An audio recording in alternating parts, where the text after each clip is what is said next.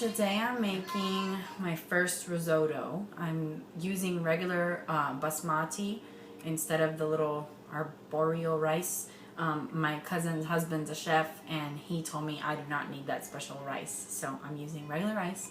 And so far all I've done is cut up a sweet potato into like little 1/4 inch cubes. I'm about to mince 3 cloves of garlic, and I've got half an onion sauteing in a couple of tablespoons of extra virgin olive oil.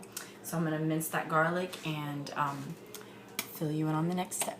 I'm also making some Brussels sprouts roasted in the oven to go along with this meal.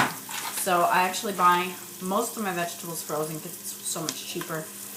So I have a frozen bag of Brussels sprouts. I just dump out into a lined baking pan, and I just drizzle olive oil all over them and coat them with salt and pepper and put them in the oven at 400 degrees for about 45 minutes or until they get nice and kind of charred on the outside. You want them to be really tender and a little crispy on the outside.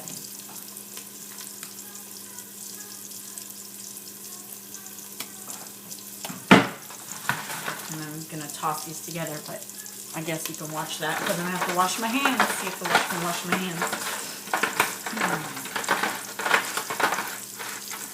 And this will add a pretty green to the dish and something a little simple, more simple to go next to it. And actually I think my risotto is ready for the next step. Those onions are nice and translucent, so I'm going to go ahead and add the garlic and the sweet potatoes after I pop this in the oven. This will be 45 minutes or so. And so the onions are ready for the sweet potato and garlic. So let me throw that in there. And risotto is a very hands-on dish from what I understand. You have to stand here stirring it the whole time. It's rice, but like normal rice, you bring it to a boil, you cover it, and you just leave it there. You have to actually be stirring this very frequently. So after we put the rice and liquid in, I guess we'll be standing at the stove for a little while.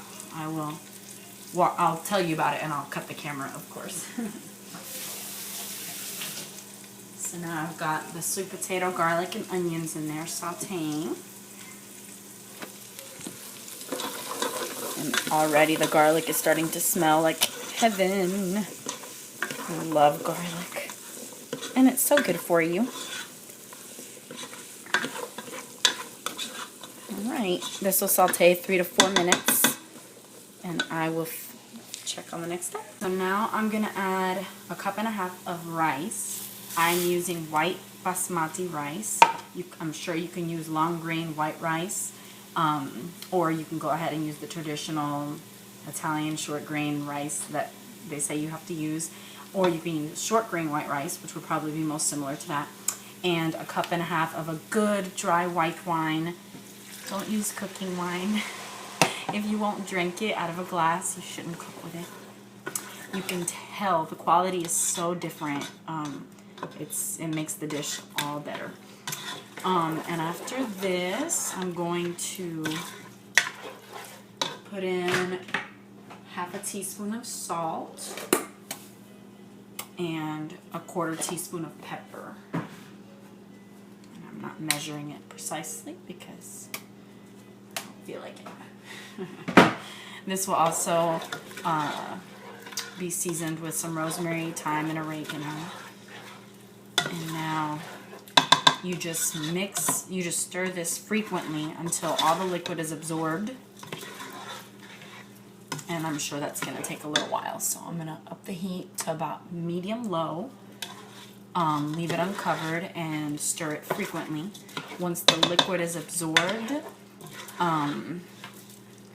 put in some more water little by little, and I'll tell you the measurements. I think I'm going to go ahead and add the seasonings now because they don't have these seasonings in the recipe that I'm looking at. But my cousin's husband did this and it was delicious with rosemary.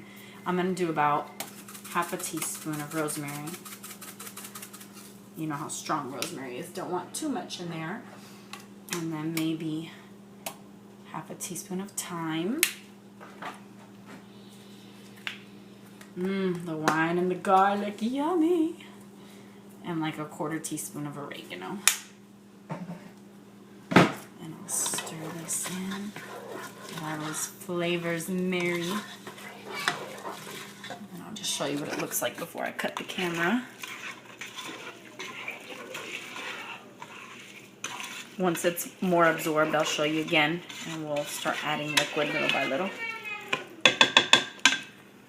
It smells so Italian right now. So this is pretty much absorbed. That's how it looks right now. So I've got 4 cups of water. Sorry for all that steam.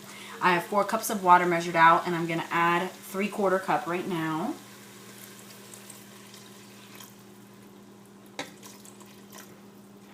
And once this is absorbed, I'll add another 3/4 cup until the rice is cooked through and the sweet potatoes cooked through. And I imagine if the 4 cups isn't enough, you can keep on going. At that point, once all the liquid's absorbed and everything's nice and tender, you can add some cheese. We're not going to do that. And of course, in the summertime when all the herbs are blooming, you can add some fresh herbs instead of dry ones. But yeah, those are just some other options. And so back at the same step, stirring frequently until it's all absorbed, and add another 3/4 cups of water. I just added another 3/4 cup, and I have it at medium. I said medium low before, but it's actually medium heat. And I'm just stirring, not the whole time. I'm letting it just sit there and simmer a little too. I've never made this, and I'm assuming everybody's first time is a little worried that the rice will never get soft, but I'm just trusting the heat and the steam. This is what it looks like so far.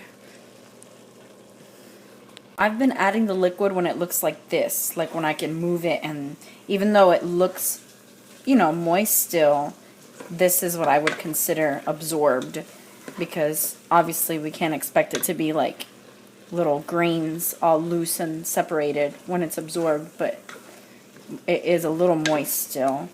But this is when I think to add the liquid is the right timing. So I can tell that the grain's expanding a lot. It's growing in the pot. And balance act. Okay, another 3/4 cup to go. So I just added that, and now I'll let this simmer again. So I can tell the grain is getting more tender because it's expanding. So there's more volume in the pot than we began with, which is typical for grains. And so I think we're on track. So it worked. After 2 more times of adding 3/4 cup of water, I kept following the same steps, and finally the grains expanded and got tender through, and the sweet potatoes are nice and tender. The delicious roasted Brussels sprouts, I always cut them in half because every now and then I'll find one that's spoiled on the inside, and so I cut them in half to make sure they're all nice and edible, and they are. So I hope you enjoy.